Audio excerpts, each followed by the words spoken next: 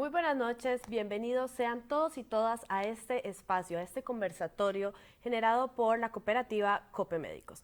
Para nosotros es un gusto y un honor tenerlos a ustedes conectados en esta tarde. Además, contamos con la presencia del reconocido economista costarricense Gerardo Corrales, quien además tiene una amplia experiencia en el área de bancas y finanzas. Es un gusto para nosotros hablar sobre diferentes temas, pero en específico un tema que ha llevado o ha tenido dominada la agenda nacional durante los últimos meses y es el tipo de cambio. Entonces, para este espacio, don Gerardo nos acompaña y vamos a estar conversando sobre diferentes esferas y diferentes ámbitos del tipo de cambio, escenarios y demás. Esperamos que esta información sea de gran utilidad para todos ustedes. En realidad, tengo entendido que es un tema que no solamente les aqueja a ustedes, sino a muchísimos costarricenses. Entonces, sin más y para poder iniciar con este espacio, me gustaría también antes decirles que tenemos algunos cuantos premios para los ganadores o los médicos que desean participar. Sin embargo, para poder participar deben asegurarse de colocar su código médico dentro de los comentarios para poder quedar participando por tarjetas de regalos de Copemédicos por 50,000 colones cada una y tarjetas de almacén médico por 25,000 colones cada una. Sin más, me gustaría que iniciáramos directamente con don Gerardo. Don Gerardo, un gusto tenerlo aquí con nosotros, de verdad, un gusto poder conversar de este tema con usted. Y yo creo que la pregunta inicial es la pregunta que tenemos todos en este momento. ¿Qué es lo que está pasando con el tipo de cambio y por qué hemos visto que en los últimos meses ha habido un incremento del tipo de cambio? Sí, muchas gracias Andrea por la oportunidad y también a Copemédicos por esta invitación. Quiero también reconocerle, aprovechando la oportunidad, al cuerpo médico costarricense por la labor que hicieron tan exitosa manejando el tema de la pandemia que trajo tanto dolor, no solamente a Costa Rica, sino en el mundo. Vamos a ver, lo que estamos experimentando es una situación inédita, o sea, que no se daba en el pasado, producto de 3 crisis.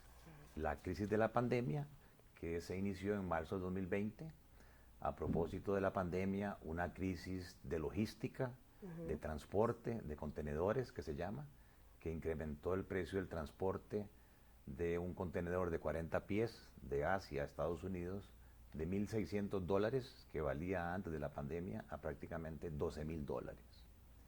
Y luego, lamentablemente, en pleno siglo XXI estamos teniendo una crisis bélica, la invasión de Ucrania por parte de Rusia. Entonces, todo esto junto, el tipo de cambio no es más que un precio.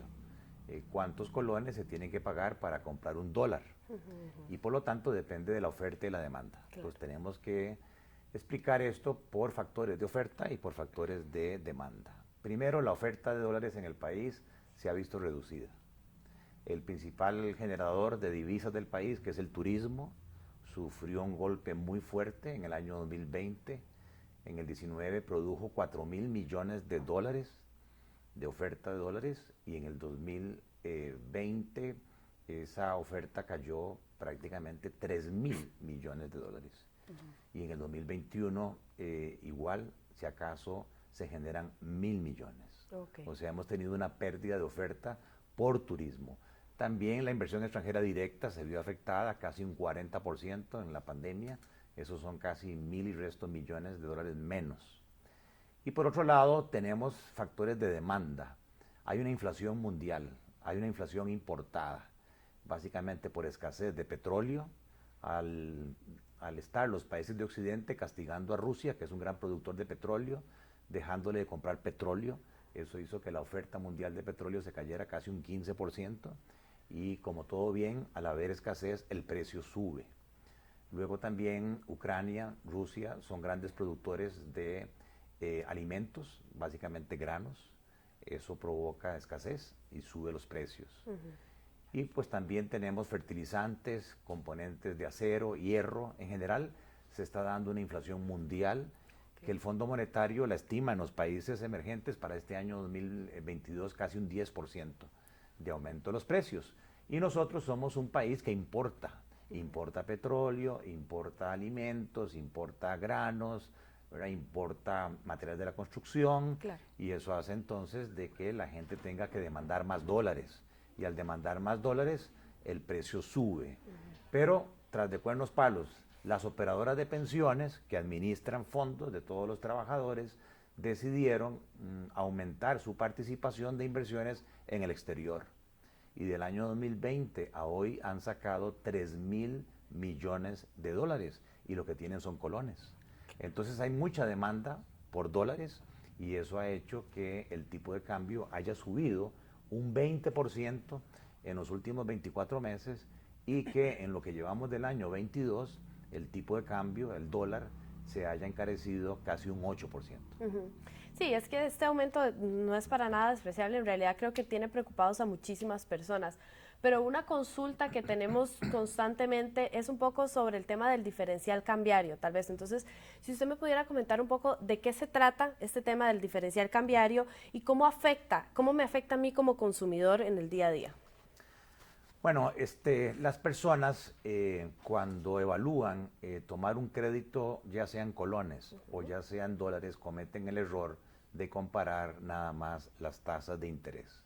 Y entonces, normalmente las tasas de interés en colones, por un tema de riesgo país, son más altas que las tasas de interés en dólares.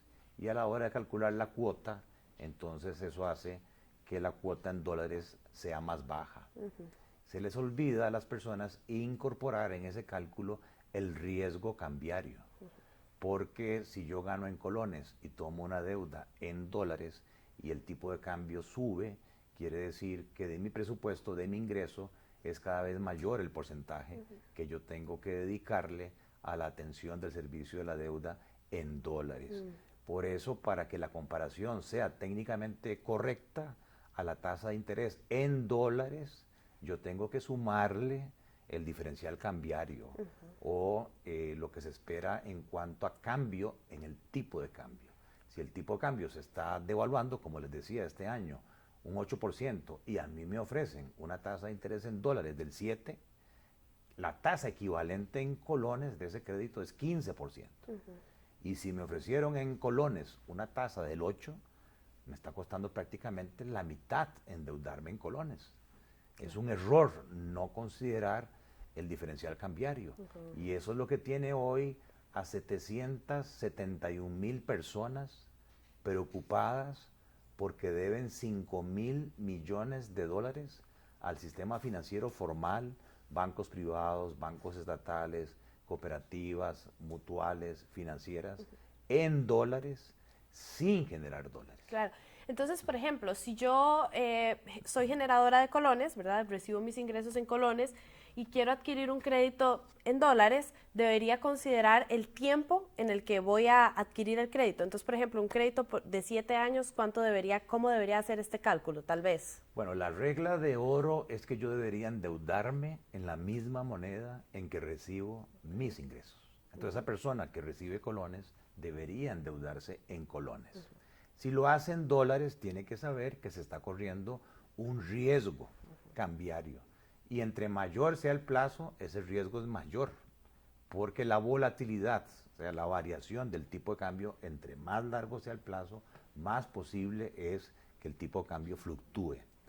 Y como nuestro país es un país importador neto, ¿verdad? Es de esperar que el tipo de cambio se vaya devaluando en el tiempo. Entonces, a la hora de hacer ese cálculo, por 7 años, la persona tiene que preguntar a un asesor qué se espera de la devaluación, ¿verdad?, por los próximos 7 años. Y si ya es difícil predecir el tipo de cambio en un año, imagínese lo que sería a 7 años. Es tirarse a una aventura, ¿verdad? Es tirarse a un riesgo. Sí, me imagino que el que adquirió el crédito con el dólar en 580 jamás imaginó que lo iba a tener en 700 en cuestión de un año. Claro, imagínese que el tipo de cambio, como le digo, del 2020 a hoy ha subido prácticamente un 23%, casi 150 colones. Y mentiras que los salarios en colones en ese plazo se han incrementado en un 23%. Entonces, esa gente lo que está viendo es que la cuota del servicio de su deuda le está absorbiendo cada vez más un porcentaje mayor de su ingreso. Lo mejor sería que esa persona hubiese tomado colones y de esa manera dormiría tranquilo. Claro. Ahora bien, hablemos un poco del tema de la Reserva Federal. ¿cómo afecta a nosotros aquí en Costa Rica las decisiones que toma la Reserva Federal, que es el Banco Central de Estados Unidos, de aumentar sus tasas de interés? Entonces, ¿cómo llega a afectarnos a nosotros como usuarios aquí en Costa Rica? La Reserva Federal, como usted dice, es el Banco Central de los Estados Unidos, que es nuestro principal socio comercial, pero también es quizás la potencia económica más potente, más fuerte en el mundo. Ellos están viviendo en este momento un problema serio de inflación. La inflación en los Estados Unidos, el último dato, ya alcanza el 8%. Es la inflación más alta de ese país en los últimos 40 años. Entonces, la forma de atacar esa inflación es reduciendo la demanda. ¿Y cómo se reduce la demanda? Sacando liquidez, sacando dinero del mercado, haciendo que el dinero sea más caro. Y el precio del dinero son las tasas de interés. Si los Estados Unidos suben sus tasas de interés en dólares, digamos, el Tesoro americano, el gobierno de los Estados Unidos, paga más por los ahorros en los Estados Unidos, eso, si Costa Rica no hace nada, podría causar lo que se llama una salida de capitales de Costa Rica hacia los Estados Unidos. Entonces, casi que de inmediato, y es lo que está pasando, nuestro Banco Central tiene que replicar subiendo también las tasas de interés en Costa Rica para que la rentabilidad de los ahorros se mantenga competitiva y evitar que haya una salida de capitales. Por eso, hasta la fecha, los Estados Unidos, el FED, ha subido las tasas en dólares en 3 ocasiones, del 0.08 al 1.58. Y nuestro Banco Central ha subido las tasas de interés en colones ya 5 veces, del 0.75 al 5,5%. Podríamos decir que es un efecto dominó, entonces. Claro, es un efecto dominó y lo que va a causar es que, aparte de este fenómeno del tipo de cambio, las cuotas de los créditos en los meses futuros, tanto en colones como en dólares, de los deudores actuales, van a tener que pagar más, porque en su mayoría son tasas variables, son cuotas que varían con la tasa de interés.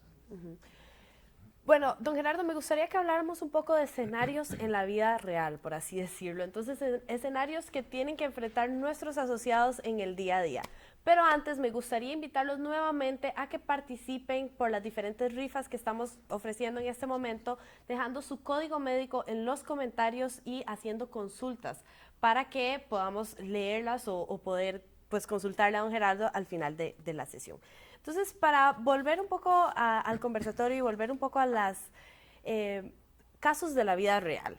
Entonces, hablemos un poco qué deben hacer las personas en los siguientes escenarios, ¿ok? Entonces, una de las consultas es, ¿qué pasa si yo gano en dólares, en colones, perdón, y tengo una deuda en dólares? ¿Cómo puedo manejar esta situación? Bueno, es quizás la situación más compleja. Ajá.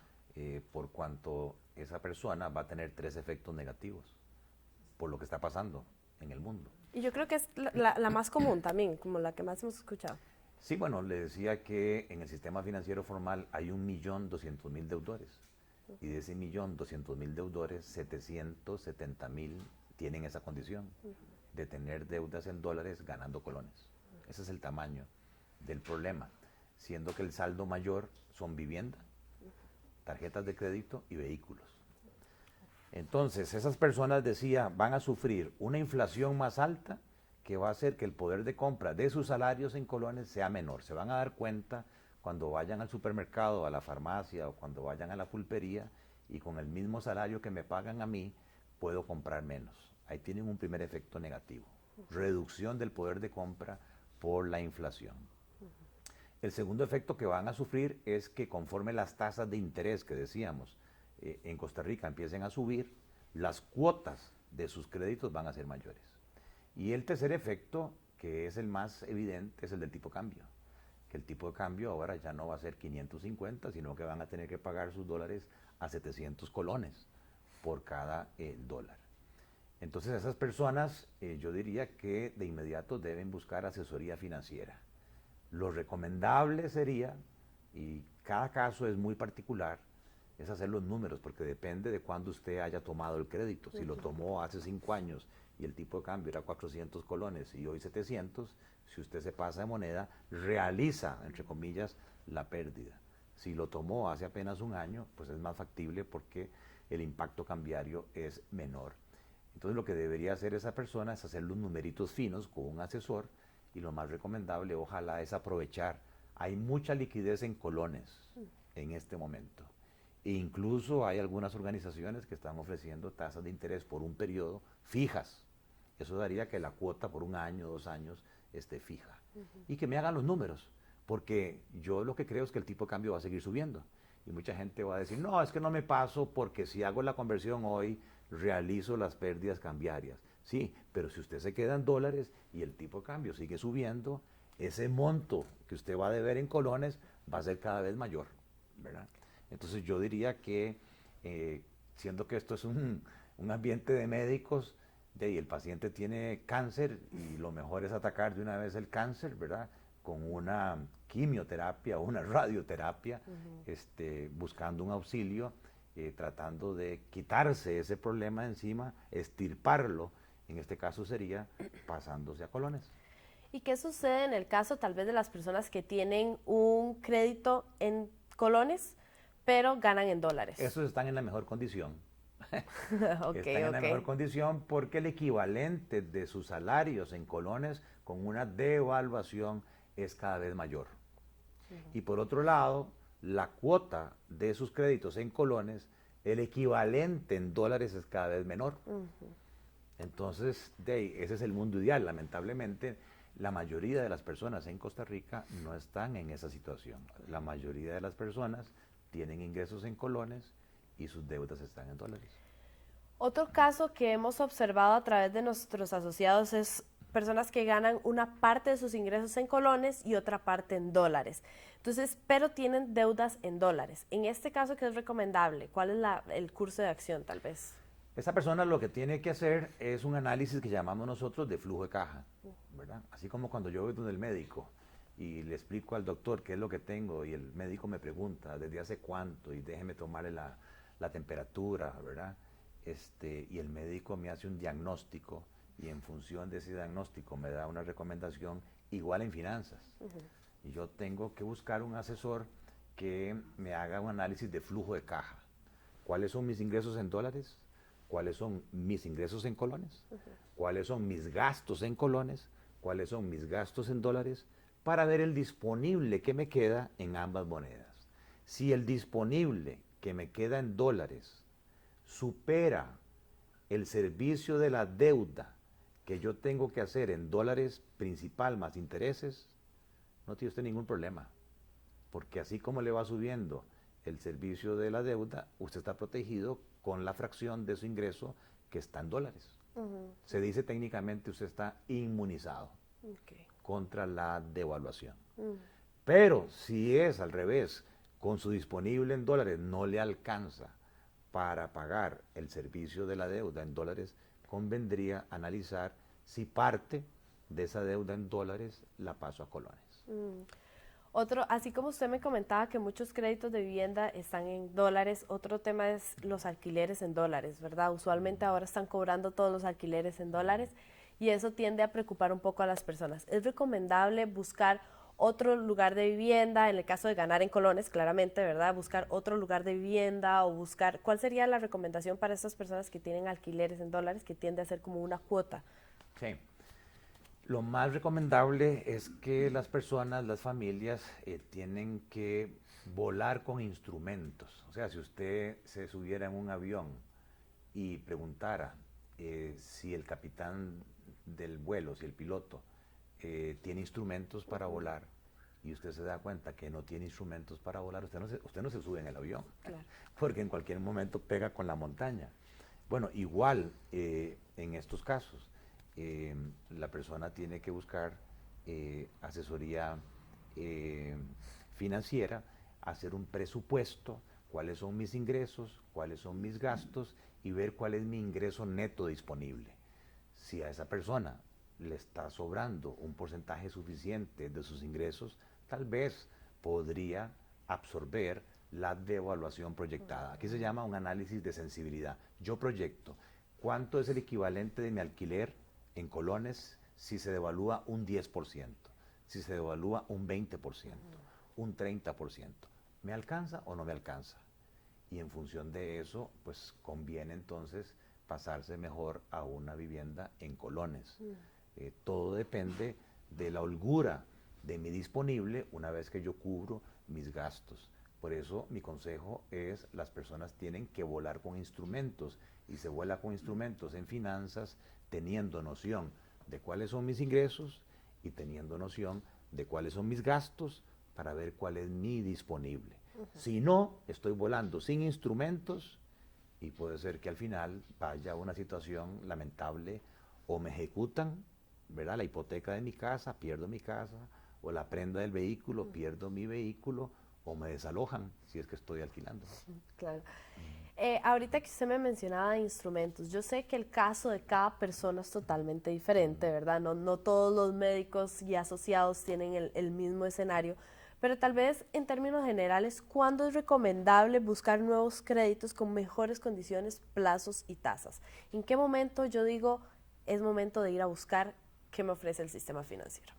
Bueno, depende de qué tan ahogado esté usted desde el punto de vista financiero. De nuevo, volvemos al análisis del flujo de caja. Es fundamental en finanzas tener conocimiento de cuál es mi exceso de ingresos o cuál es mi faltante de ingresos.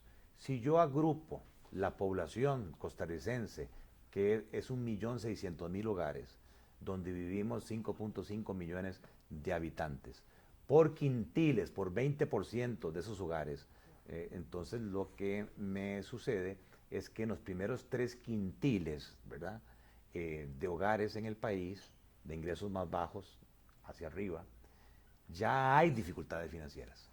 Con los ingresos personales promedio que se están recibiendo, o están sumergidos financieramente, o sea, no les alcanza para cubrir sus gastos, tienen flujo de caja negativo, o prácticamente en el decil 3 prácticamente salen tablas.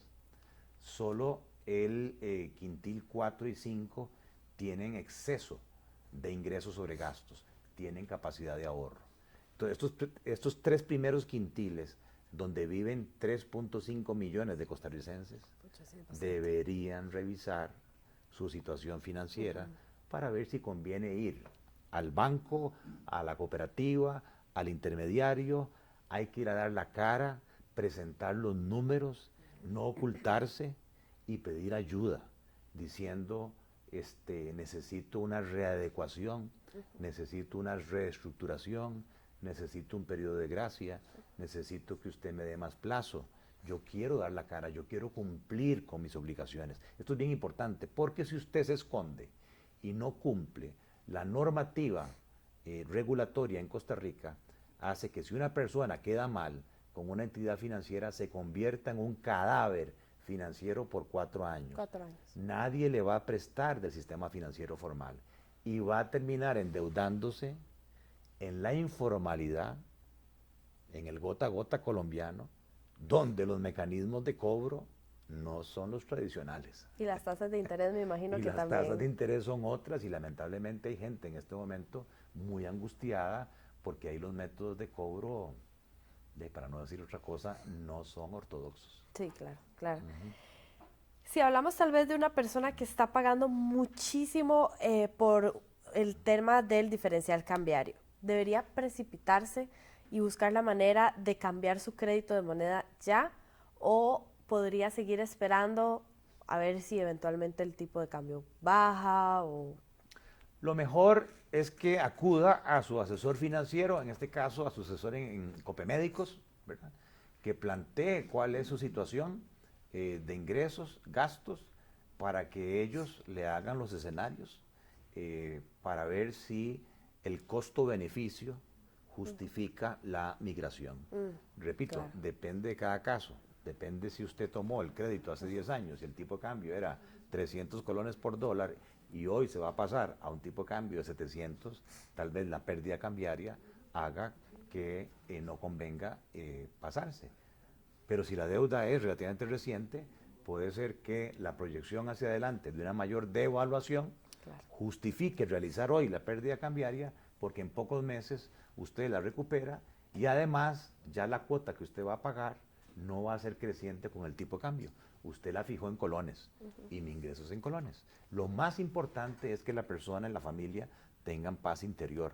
No hay una situación más acongojante que saber que yo no controlo el tipo de cambio, que el tipo de cambio sigue disparado por la situación mundial o por la situación de reservas monetarias internacionales y usted nada puede hacer y que tiene en riesgo su casa de habitación o que tiene en riesgo su vehículo. Ok. Si hablamos tal vez un poco sobre las personas que están buscando un crédito. Creo que muchas veces hemos escuchado que es el peor momento para buscar créditos, que es el peor momento para sacar créditos y demás, pero hay personas que lo requieren, ¿verdad? Y que es inevitable, necesitan sacar el crédito. ¿Qué elementos deberían considerar en este momento preciso si desean sacar el crédito hoy? Bueno, siempre que hay crisis, yo lo digo muy abiertamente, la mayoría de la gente llora, pero hay un pequeño grupo que ve la oportunidad de vender pañuelos. Ah, correcto. Siempre hay oportunidades, nada se pierde con ir a preguntar qué opciones hay en el mercado. Y tiene que considerar entonces el plazo del crédito, la tasa de interés del crédito, si es fija, si es variable, tiene que considerar el riesgo cambiario, si es un crédito en dólares, tiene que considerar los gastos legales, tiene que tomar en cuenta si hay multas a futuro por pago anticipado, ¿verdad? Tiene que tomar en cuenta los seguros, o sea, todos los gastos, para calcular lo que se llama la tasa efectiva. Cuando yo sumo la tasa de interés, las comisiones, los gastos, realmente cuánto me cuesta este crédito vis a vis lo que tengo hoy. Y podría ser que se le presente una oportunidad y que valga la pena, ¿verdad? Cancelar un crédito actual buscando mejores condiciones con un crédito nuevo. Ok, perfecto. ¿A qué se refiere con este castigo de cancelación temprana? Que también es una duda que tenemos muy frecuentemente. Yo siempre se lo he dicho a mis colegas que el artículo 70 de la Ley del Sistema Bancario Nacional dice que cuando alguien llega a pagar anticipadamente un crédito y la entidad financiera le cobró intereses por anticipado, está obligada la entidad financiera a devolverle los intereses que le cobró por anticipado y que todavía no se han ganado. Ese es el espíritu del legislador. El espíritu del legislador lo que busca es que las personas tengan la posibilidad de pagar anticipadamente porque recibieron un ingreso extraordinario, porque se ganaron la lotería, vendieron un lote y bajar las deudas. De repente algunos bancos se han inventado esta multa, es un castigo por si usted paga anticipadamente en los primeros 5 años. Es una forma de evitar, de encarecerle que usted pueda cancelar el crédito antes.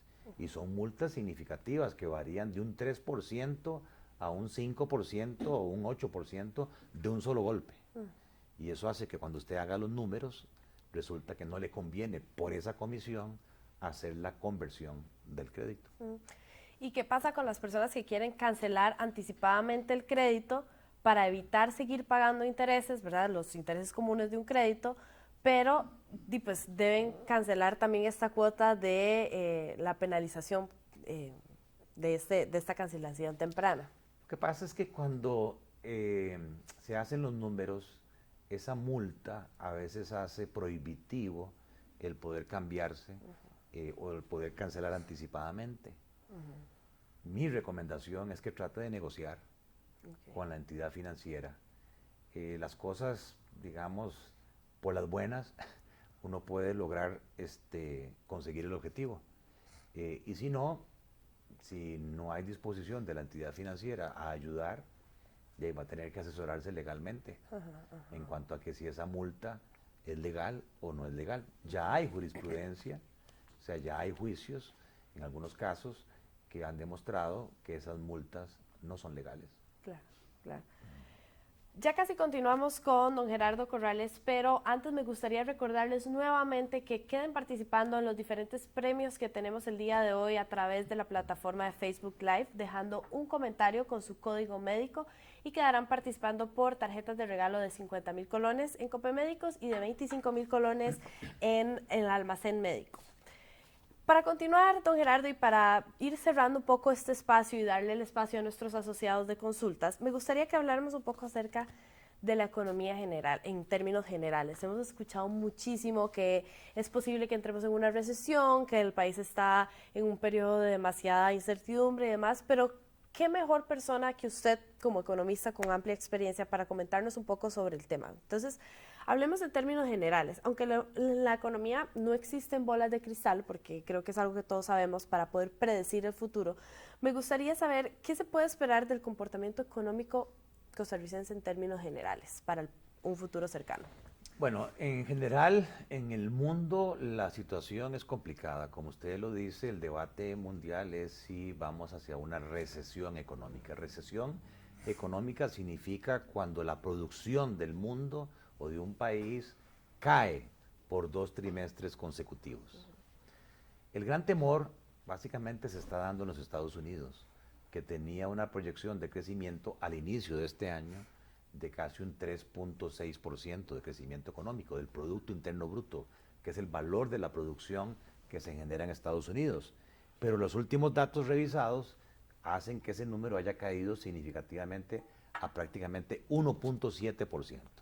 Entonces en Estados Unidos hay temor de que esa economía entre en un periodo recesivo porque el Banco Central está subiendo las tasas de interés para contener la inflación.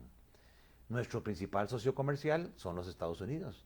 Entonces, ya claro, nosotros, como decía don Eduardo Lizano, si a los Estados Unidos les da un resfrío, a nosotros nos da pulmonía, ¿verdad? Ya el Banco Central costarricense redujo la proyección de crecimiento en abril que teníamos para este año.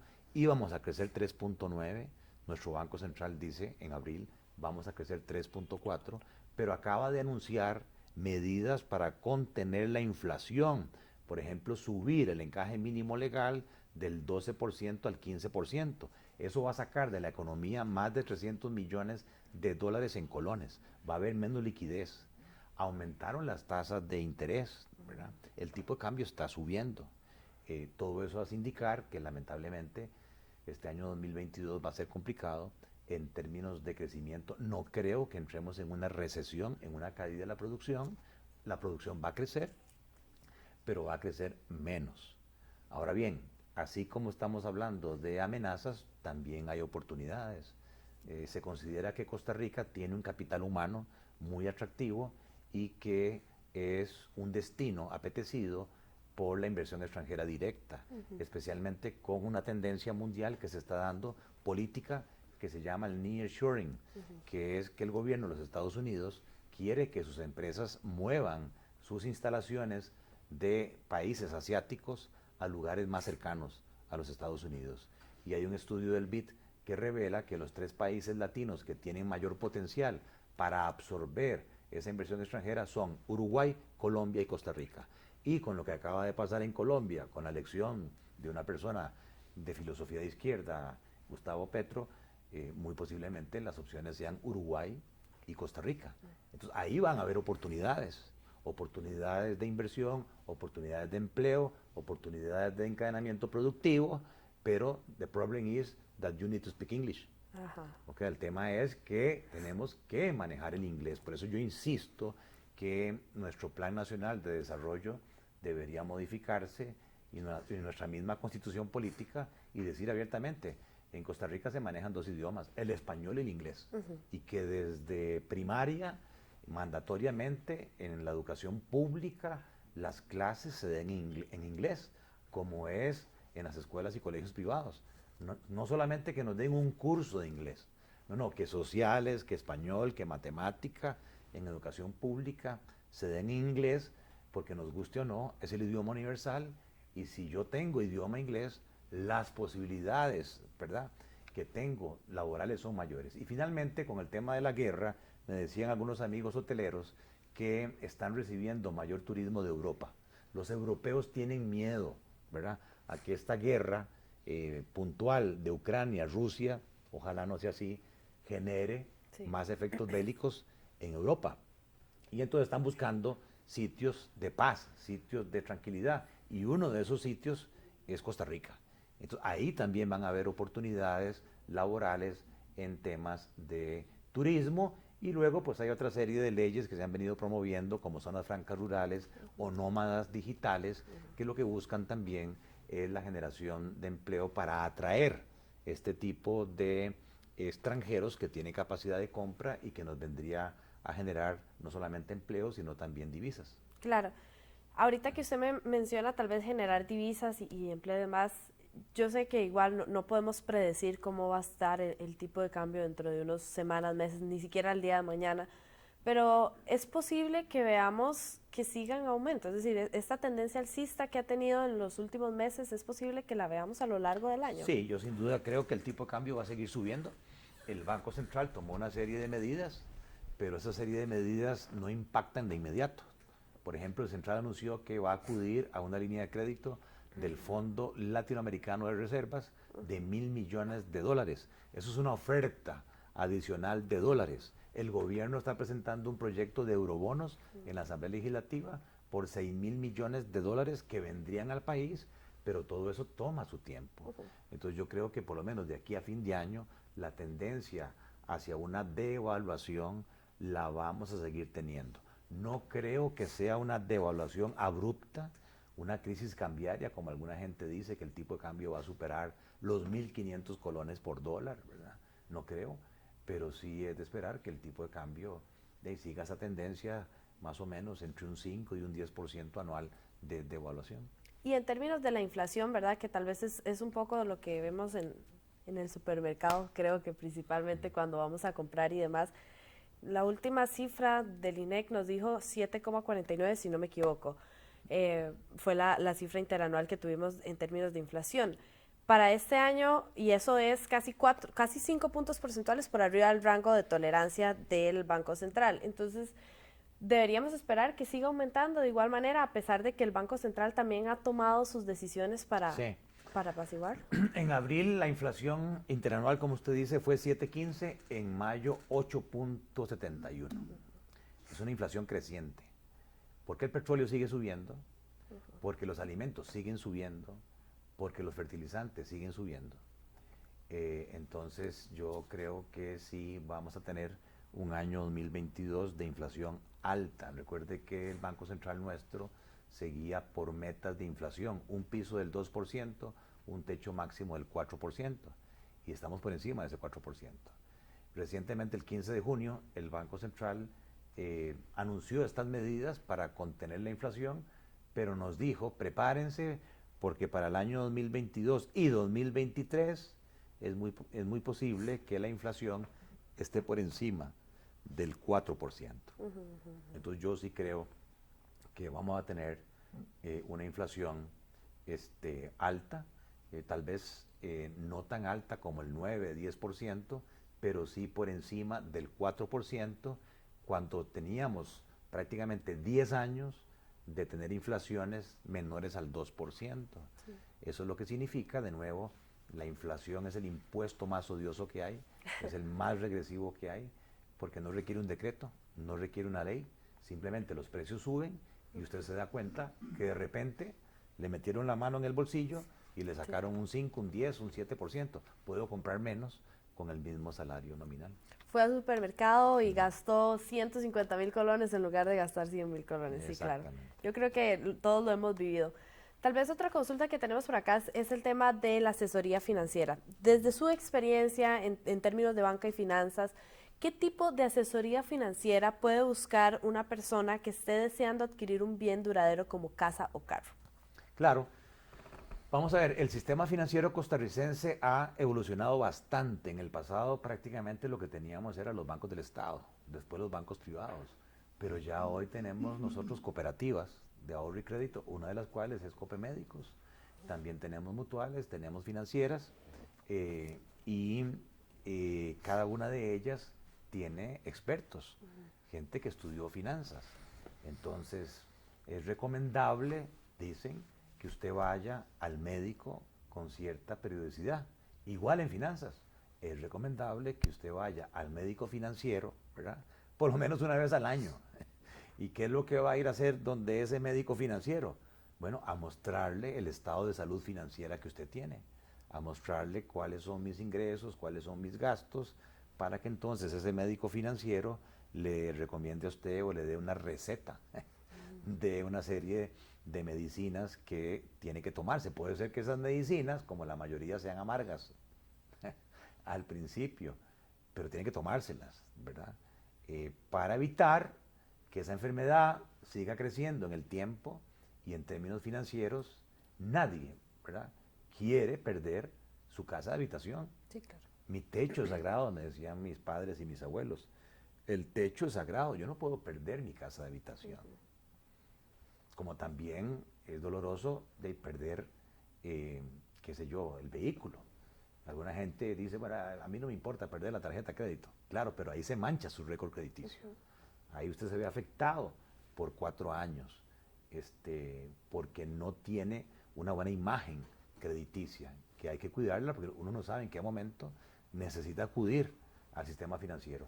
Y cuando usted va a un banco, ¿verdad?, y rápidamente le dicen, ¿verdad?, no califica, qué raro, es que yo creí que rápidamente me iban a dar el crédito.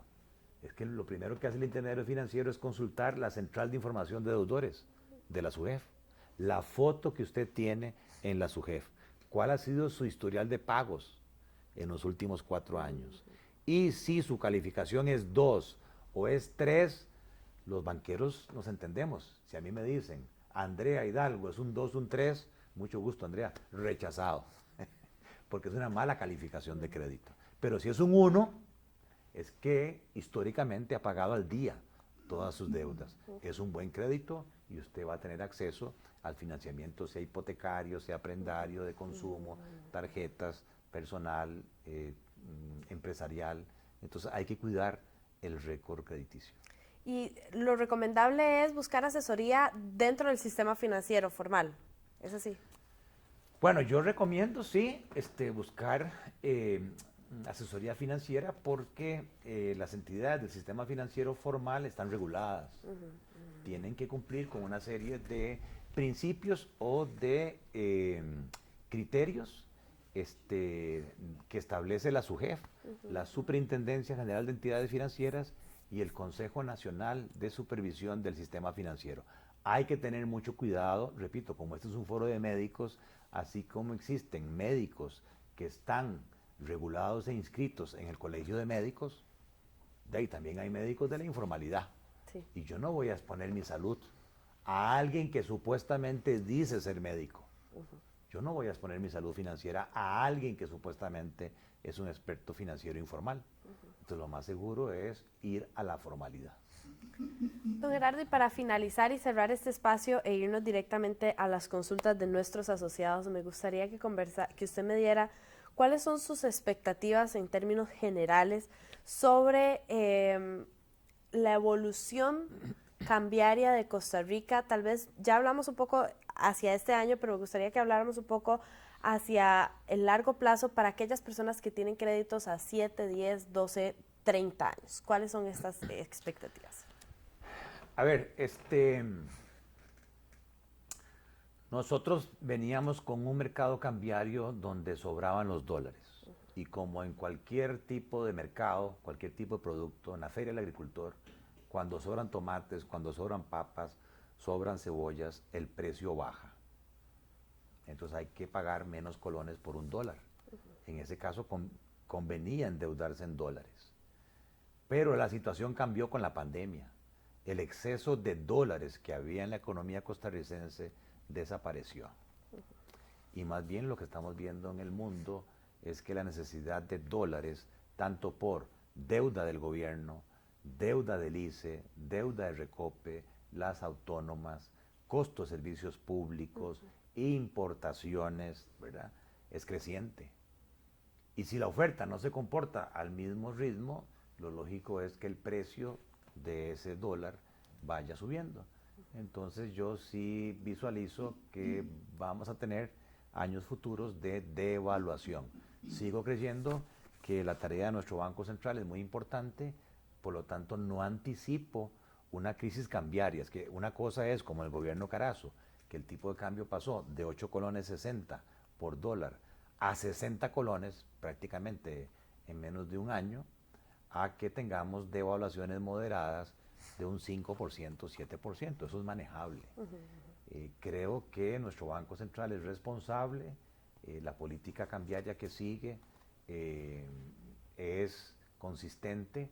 El artículo 2 de la ley del Banco Central se lo encomienda buscar estabilidad interna, baja inflación, y externa, un tipo de cambio que no tenga fluctuaciones abruptas.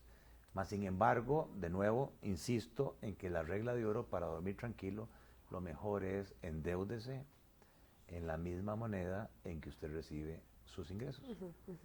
Creo que esa es la principal lección que nos queda, ¿verdad? De todo lo que hemos hablado, de esta necesidad de estar endeudándonos en la moneda en la cual generamos nuestros ingresos.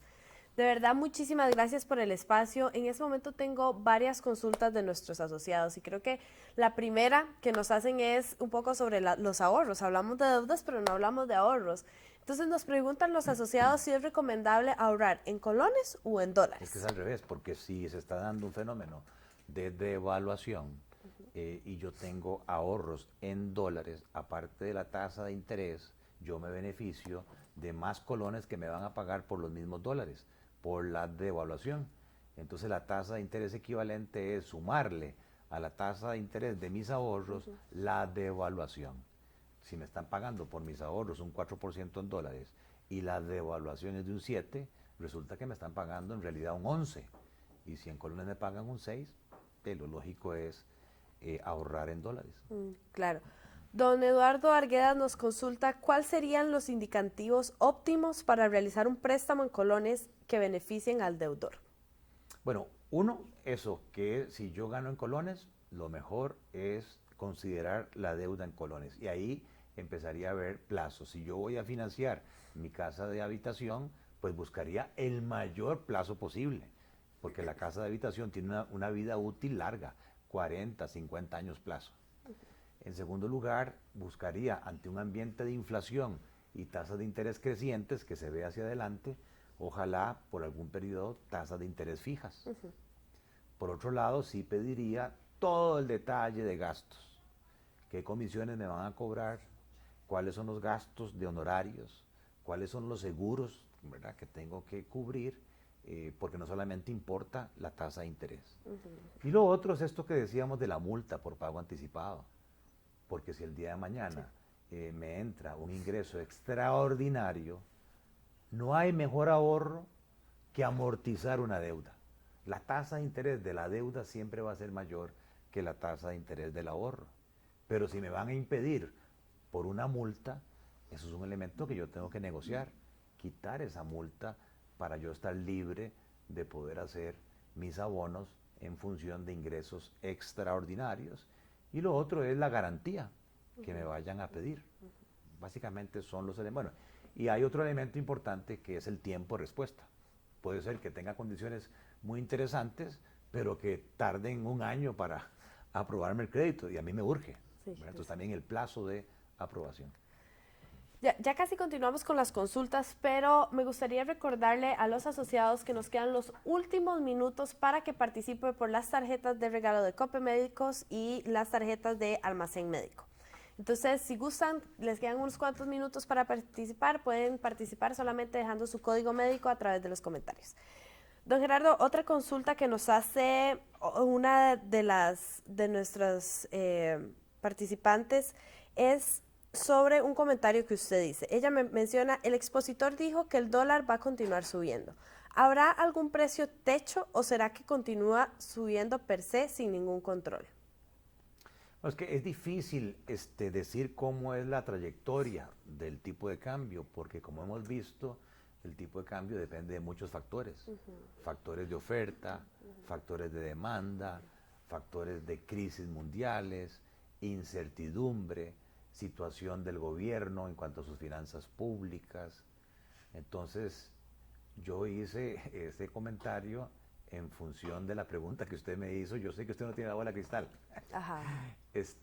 Entonces, yo tiendo a creer que el tipo de cambio, por la situación comercial del país y porque nuestro colón no es un medio de pago de aceptación internacional, va a continuar subiendo.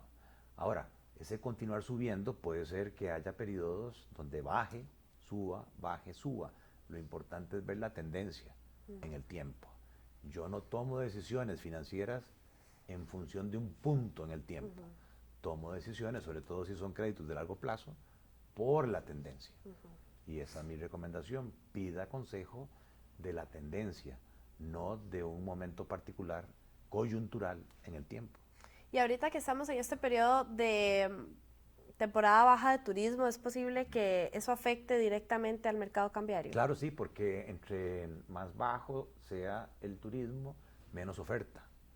Más bien, conforme se vaya acercando la temporada alta, ¿verdad?, del turismo, digamos que empieza en octubre, es de esperar que haya una mayor afluencia de dólares. Como también cuando viene el pago de impuestos o pago de aguinaldos, como tenemos una presencia de zonas francas tan importantes, llegan muchos dólares. Entonces ahí se da una apreciación del colón. Entonces sí, hay estacionalidad del tipo de cambio. El asesor le puede decir a usted, ¿verdad?, cuándo se espera que el tipo de cambio dentro del año suba o baje. Y en ese momento conviene comprar o vender dólares. Ok, claro. La misma asociada nos consulta un poco sobre un tema que usted mencionó de los prestamistas. Ella pregunta por qué el gobierno no tiene control sobre los prestamistas colombianos. Bueno, sí hay supuestamente, bueno, no supuestamente, hay una ley que se aprobó. Una ley que se llama de control de tasas de usura, que genera causa penal para aquel que sobrepase los límites legales de tasas de interés. Aquí el problema es quién se arriesga a ir a denunciar en un tribunal a unas gentes que me conocen, que saben dónde vivo, que saben dónde estudian mis hijos, que saben dónde trabaja mi esposa. Entonces muchas veces la gente dice, no, prefiero callarme a denunciar estas situaciones. Tal vez como sugerencia, sí debería el Poder Judicial, ¿verdad?, la Corte, poner algún teléfono, una línea anónima, donde se puedan denunciar estos abusos, porque en el pasado no se sancionaba a nadie por usura. Ahora sí, hay causa penal.